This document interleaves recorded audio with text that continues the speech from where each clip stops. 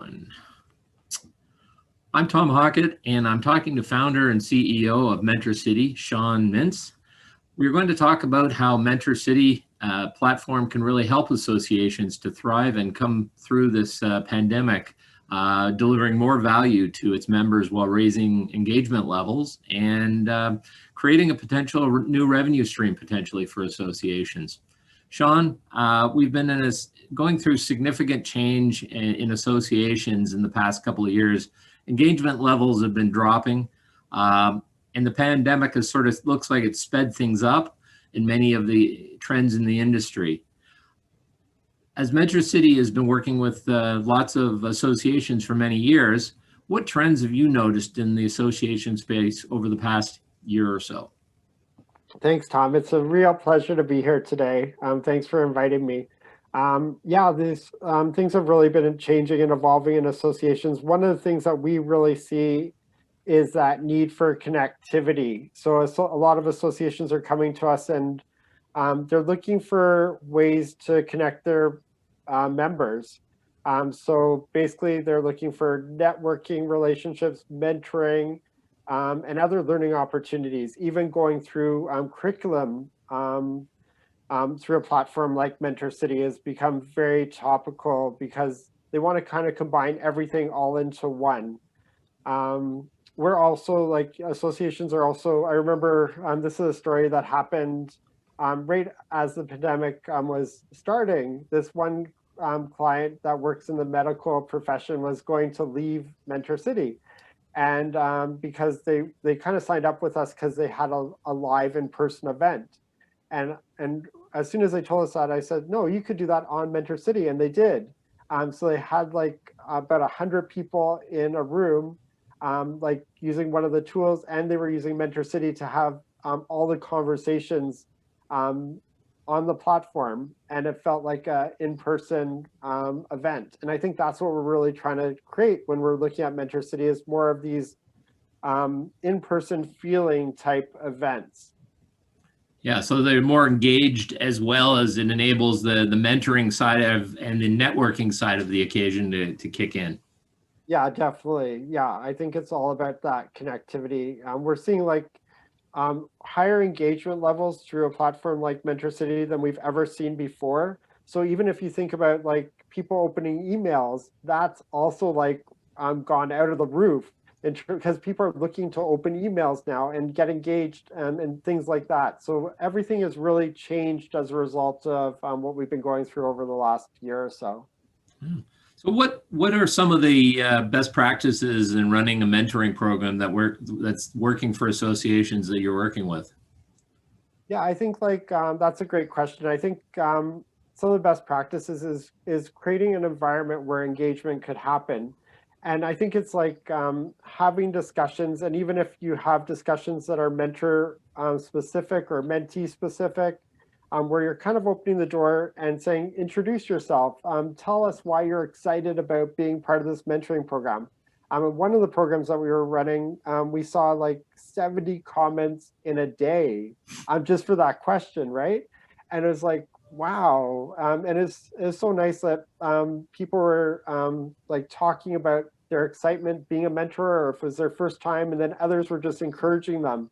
And so it created this real community sense and feeling. And I think that kind of community feeling is what it's about. And that's giving people a sense of belonging, but they're also getting set up for that mentoring relationship that they're gearing up for. Yeah, and I would also add that having a real commitment from senior management seems to go a long way in any program in an organization. But I think in mentoring, to encourage as many people to participate in the program, having that senior management buy-in and support is key. Yeah, senior management is key. You're definitely right. And because without that, but you need to have them like walk the walk as well, right? Yeah. So you need them to like sign up, be a mentor, and they're like the champion of the program. So like whenever they're talking, like if they're doing a Zoom call, or they're really talking about the program, and they're talking about their experience on the program, because that's going to get other people excited about participating in the program. And the other thing I think is you kind of made me think about this as well, it's like having like champions of your program or an advisory committee or a task force. And those are the people that are kind of like focused on your program. Yeah. And they, when I see this happening in mentoring programs, they take such pride in the program and they're like the best advocates and they really want to see the program run well. And that's a key success metric, especially for associations. Yeah, it's like putting it on fire. It's like giving it that spark sort of thing. Yeah. How can a mentoring platform like Mentor City make it easier to run a mentoring program? Well, I would like, there's always like using an Excel spreadsheet and doing the matching and a very manual process, right? No. And some companies start there and Yeah. that's good because it kind of shows like that there's lots of interest. But then once you start to move to a platform like Mentor City, it comes with all the best practices built in. So reminder messages are going to be automated. So like if somebody doesn't set a goal, they'll get an email about setting their goals or completing their profile. But it just makes everything automated, but also everything trackable. Because when you do it on an Excel spreadsheet, you can't track anything. But now you can really start to tie things back to what are our members looking to develop? What are they strong in? What kind of goals are they setting? And then by having all these metrics, you can guide your association. So what are some ideas to connect to a mentoring program that will help them generate revenue activities? Because associations are looking to replace some of the revenues they've lost from those large annual meetings sort of thing. They're looking for creative ways to generate revenue. Yeah, I think it's like whatever you did for live events, bring that to the mentoring platform. So you had like tons and tons of sponsors. So get sponsors involved and engaged on your mentoring program. And just like you did for events, you had like different sponsors sponsor different rooms or they got different things. You could do that in Mentor City as well, where you could have like a headlining sponsor that's sponsoring the program overall, and then certain features could be sponsored by other companies that want to get their brand in front of people. So it's kind of like doing everything that you currently did, but bringing it virtual. And then the other thing is about what we're seeing really good success. Instead of just like charging mentees or mentors to participate, have it as part of curriculum. So if you have a leadership course, as part of that leadership course, have a mentoring component because it adds a greater value to the course. Because they know after they finish the content, after they've gone through the curriculum, they're going to have a mentoring relationship. That could last for 6 months to a year after the course, where they can really start integrating lessons learned from that leadership skills and see better success instead of just like going to a course and that's it. It's that ongoing. Yeah, I call it a tail on the end of an event or a tail on the end of a course or whatever. Mentoring enables it to keep going, the ongoing perspective to it, which was difficult when we were doing it. I had to meet in an office or in a coffee shop. You had to wait till you had that meeting necessarily. So can a platform be used in different ways of knowledge sharing, like collaboration and other types of learning?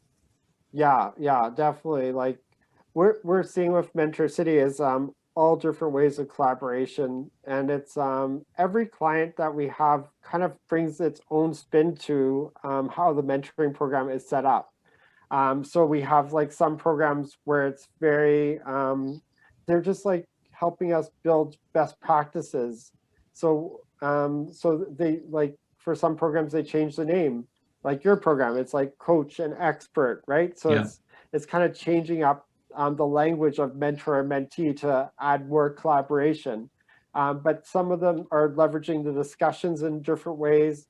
Some are leveraging mentoring relationships in different ways. So some Yeah. programs, like they're actually going through curriculum right in a mentoring relationship so that they know exactly what to talk about. Right. And so I think there's a lot of flexibility. So if you have like an amazing vision, we'd love to see those, like to hear about those visions and see if there's a way to make the platform work based on your vision. And we love like programs that have big impacts. Yeah, when I'm using it with my peer group, I'm peer other owners of business development organizations. That peer group discussion, we're using Mentor City for it, and it's fabulous. The interaction back and forth. I'm mentoring them on some things, and they're mentoring me on other things. So it's a give and take environment that this platform really enables. So. Well, most agree that mentoring is a great way to attain both goals of networking as well as learning from others. How has the working at home changed things over the last 9 months? Yeah, like, well, it's interesting because I was like thinking about this as well. So working from home, it's just, so typically like everything's changed, right? So you know that you feel more comfortable on Zoom right now because you're having all these Zoom calls. Absolutely. It's not new anymore. It's not new, right? But remember when we first started, we were all like, oh, how do we figure this out? Or am I using the right platform, the right technology, all those things. Yeah. So people were really like focused on that mentoring has to be at a coffee shop and it has to be sitting across from each other. And a lot of people felt like that's the only way that a mentoring relationship could happen. But because of everything that's happened and everyone's working from home, everyone's working virtually, everything has changed. And it's very natural now to have a mentoring call like we're doing right now through this platform, or having a phone call. It just feels like we could be anywhere around the world and be in a mentoring conversation, leveraging each other's knowledge. Like you said, give and take relationships. It could all happen so much easier, and you don't need to like be. It feels like we're sitting across from each other. And we pop in between discussions like this, and then pull up a screen or a document to share and change. I mean, it's now become ubiquitous or easy. Whereas that used to be, okay, send me that document, I'll look at it, sort of thing. And well, no, we'll pull it right up on the screen. It's amazing. So yeah, work on it together, collaborate. Absolutely, together. Collaboration Everything for the is, nation, for sure. Yeah, we're like editing things together. It's so Absolutely. cool. I'm thinking that what I'm hearing is that managers and associations I think they think it's probably more difficult than it actually is to get a mentoring program rolling. Is it a lengthy process to get a mentoring program up and rolling? Yeah, I think you're right. It's a lot easier than a lot of people think. I think a lot of people are thinking, oh, I have to create this template or this invitation, and then I have to identify. But it's really like the most surprising thing is that a lot of mentors are eager to be a mentor. So that's like the first hurdle. A lot of people say, oh, there's not going to be enough mentors. We're going to have too many mentees, but it's usually the opposite problem, right? So that's like a big, you don't need to worry about that really, because people are very committed, very passionate about your association. They want to be involved. They want to be the champions, and they want to be the early adopters of the mentoring program. So they're going to raise their hand very quickly. Right. And then when you have a platform like ours, like we usually say it takes a few days to customize it, get it ready. And then it takes a few days just to test it and just have a few people that are giving you feedback. But after that, you're ready to launch. So it could be that easy. Yeah, there's a walk before you run thing, but I'm noticing they run fairly quickly. And the average employee these days, and especially the younger generation, are eager to learn and eager to network.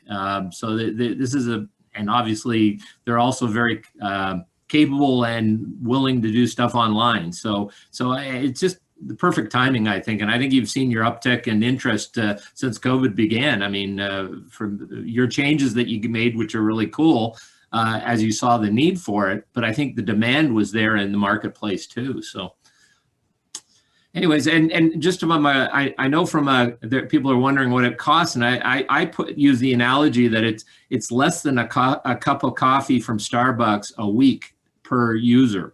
So it's really not, the ROI on this it knocks it out of the park very quickly based on that kind of cost, right? So yeah, definitely. Well, thank you, Tom. Okay. It's so great talking to you today. Well, great. Okay, so Shawn, thank you for your thoughts and your insight and discussing how associations can use mentoring to provide value to their members and to the association itself. And let's hope we've shifted the discussion in the whole association space. Yeah, happy mentoring. Nice Thank seeing you. everyone. Cheers.